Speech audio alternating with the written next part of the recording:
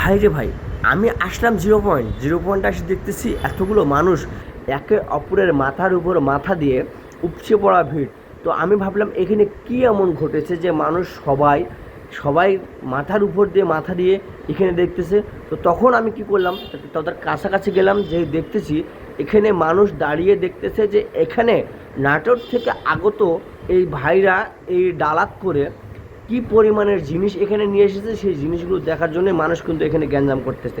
তো কী জিনিস, চলুন পুরো ভিডিওটা না টেনে অবশ্যই দেখবেন, আর অবশ্যই লাইক কমেন্ট করবেন। তো প্রিয় বন্ধুরা, এই যে দেখতেছেন সেই মাছ, দেশি মাগুর, দেশি কানস, দেশি ট্যাঙ্গর, দেশি বাম মাছ।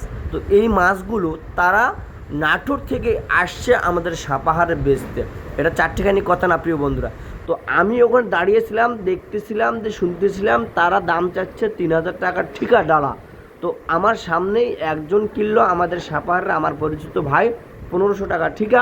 আরেকজন আমার সামনেই কিনলেন 1800 টাকা ঠিকা। তো ভাই দেখেন, মানুষ পেটের জন্য কোথায় থেকে কোথায় এসে ব্যবসা করতেছে, তাও আবার মাছ নিয়ে নাটোর থেকে আসছে তারা আমাদের সাপাহার থানাতে